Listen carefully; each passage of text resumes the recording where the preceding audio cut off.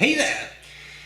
One of the fun things in life when you like pens is to go to a pen meet where you meet other people who are also, like you, interested in pens. Because very often what happens is you go in thinking that you have everything you want or need, but then someone shows off a pen. So it's a very sort of Hannibal Lecter-esque thing with, oh, go on, seduce me with your wares. And then before you know it, you see something and you think, damn it, I want that too. So, my dear friend Wacko Jacko had this at one of our last pen meets. And I saw it and I said, what the hell is that? He said, oh, that's just a guy in the UK who makes them, and it's 3D printed. I said, no kidding. He said, no kidding. I said, no kidding. He said, right. So, it turns out that this gentleman is William Shakour. And I know William Shakour, not actually personally, we haven't actually met, but I've been in touch with him a few times. So I contacted him. Now, right now, there's no website, there's nothing, there's Instagram, okay? So Instagram, you have to contact him through Instagram. I'll make sure that there is a link to his profile in the description of the video and on the website, okay? And he makes these in different colors. Jack had this sort of, what shall we call this? A teal green, a very dark green. And I really liked it, so I ordered this, okay? I'm going to cover the parts of this pen. I'll tell you a little bit about it. I'll do a writing sample, and then I'll tell you what I like about it and what I don't like about it. Let's get started. Okay, so here we go with William Shakour's pen, right? 3D printed pen. A little bit of talk about this pen. So it is 3D printed, and then he hand sands it. If you've ever seen something that is 3D printed, you'll understand why, because it does come out a little coarse. So you do need to sand it a little bit, okay? And that takes quite some time. It is a faceted model. I don't know how well you can see. Oh yeah, I can show it off in the light. So faceted, and everything is faceted. The turning knob, the barrel, the cap, and also the section, which you will see in just a tiny bit. This I will come back to. So there is that. It has a piston filler, an actual piston filler, not a captive converter, which I thought was really cool. It has you can either buy it as just the pen with a section but no nib. It takes a number 8 Bock nib, so you'll find number 8 Bock nibs on other pens as well. For example, the Conids come to mind, the king size, for example, but there are other pens that use them. You can also buy them online. This one comes with titanium. William said that it was a little hard for him to procure steel number 8 nibs. Of course, he's trying to offer this as cost effectively to everyone as he can, and titanium was cheaper than gold, number 8 gold nibs from Bock were. But again, if you have a Bock lying around number 8, then you don't have to buy the nib. You can just get the pen. So there is that. Anything else I need to say? Oh yes, he can also make sections for at least an M1000 nib. So this is a section, and for the record, this one he sanded a little less. So you may see there is a little bit more texture to this. None of it's terrible, right? But you just see a little bit here and there that it's a bit coarser than the material of the sanded pen is. But here you have a section for an M1000 nib. So you can put an M1000 nib, put that on, you can use that. So if you don't have a Bock number 8 nib, but you happen to own an M1000, you could order the pen just as that. Now, I'm explaining all this because I'm going into quite a bit of detail here, but as I said at this point, William doesn't have a website that I'm aware of, so I'm just sort of giving you the options, right? As to cost, he's in the UK, so it's £75 for the body, and it's £185 for the pen with the nib. Now you may notice that is rather a large jump from body to body with nib, but bear in mind, number 8 nibs are expensive. Okay, they are quite expensive. I know they are because I've looked into that as well. I've contacted Bock too. They're expensive, so you will pay more. On the other hand, it is a number 8 nib. So, let's... Slava Tebie, pokazavže mu nam sviet. Glory to him who has shown us the light. I hit the buttons and there was light. Now let's look at the pen in more detail. So, top of the cap, nothing. Same material as the rest of the cap. Here we have the cap, we have the barrel, and we have the piston turning knob, which I shan't be operating because it's full of ink and it is a massive ink capacity. The cap comes off, and section is faceted as well. And although it's a big fat pen, I actually found this section to be very comfortable. Here we have an ink window. You can see the ink sort of moving in there, I think. Yeah, I think so.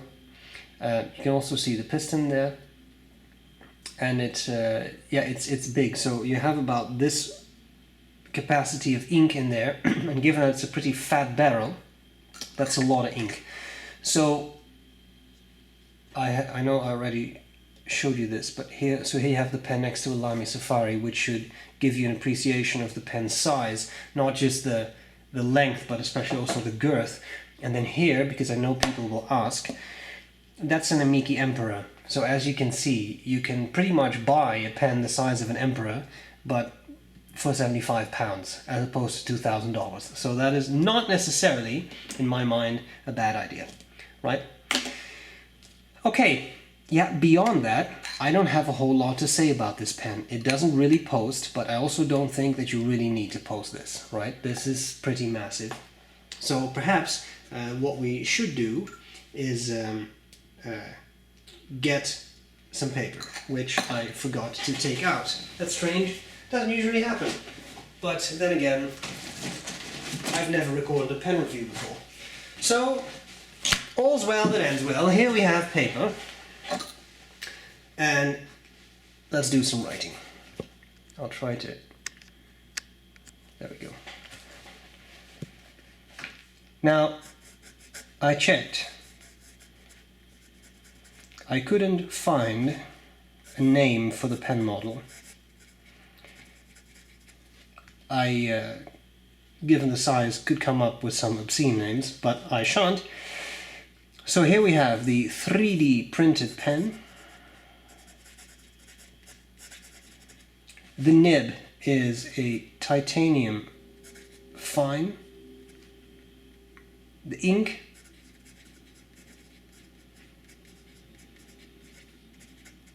has B.R.E. brown. Just creating a little bit more space for myself.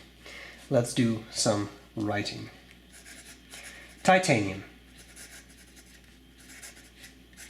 has feedback. That's how it rolls.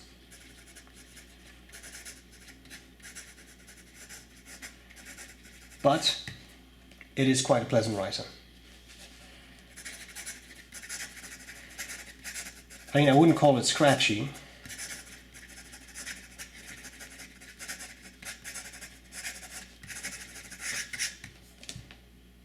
It's just clear feedback. Wetness.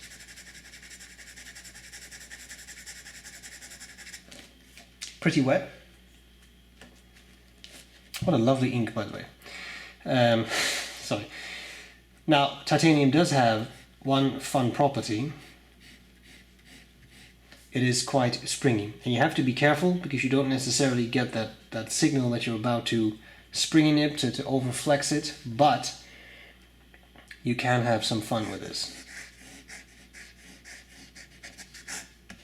And you definitely get line variation out of this, and I very much like this one as a signature pen, for example. So it has a nice expressiveness to it, which really is quite nice. Just don't push it too hard. Be sensible. Okay, reverse writing. Yeah, it's actually possible. And that's pretty much all there's to it. So I think we need to see this pen. Sorry, we have seen it in action, and I think we need to see what I like about it and what I don't like about it. Let's get started. Okay, what do I like, what do I not like about Williams' pen? Well, to be fair, there is a lot more I like than what I don't really like. So I think it's a very cool concept. 3D printed, that's kind of neat, it's different.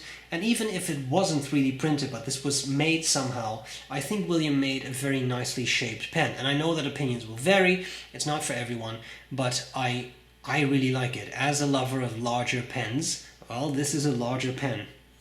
I also like that this is actually a piston filler.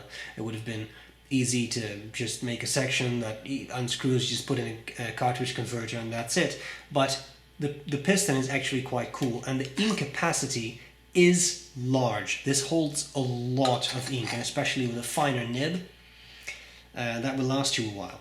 I like that William thought about it and put in an ink window, because the material is translucent. You have to hold it up to the light, you can't see through it. But with the ink window, it's very easy to actually see the level of ink, right? I don't know if you can really tell right now, but if you look at this middle one, you see that there's about, I would say, 3/4 of maybe 2/3 of ink in there. So you can really see how much ink you have left very easily, which is lovely too. A number 8 nib, that's always cool. The number 8 B.R.E nibs have the advantage that they come with ebonite feeds, very good ink conduction properties, so that is really nice. And the final thing that I wanted to say was, actually 2 things I wanted to say. The section, in my mind, it's faceted, but the shape is very comfortable. Even though it's a big pen, I find it very comfortable. Final thing I wanted to say was that the whole thing disassembles completely. So you can unscrew this section, and then coming out with that will be a sort of clear plastic tube, which is the actual ink reservoir that the piston moves up and down into. So cleaning that is really easy, right? The whole thing comes apart. You can unscrew the blind cap or the turning knob, I should say, it's not a blind cap, the turning knob. You can unscrew that, and then you can access the piston. So it is actually quite easy to assemble, disassemble, reassemble. And just like with a TWSBI, you just have to fiddle a little bit with it, with this the turning knob in such a way that the piston withdraws as much as it can, etc. If you've ever done that with a TWSBI, you know what I'm talking about. But that's just a matter of a little bit of trial and error. You'll be able to do it, and it's not very hard, and again, you can figure that out. Things I don't like so much. I will start with a slightly subjective thing. It's a big pen, and it's not for everyone. No, I'm not talking about the design, but it's big, and it's not super heavy.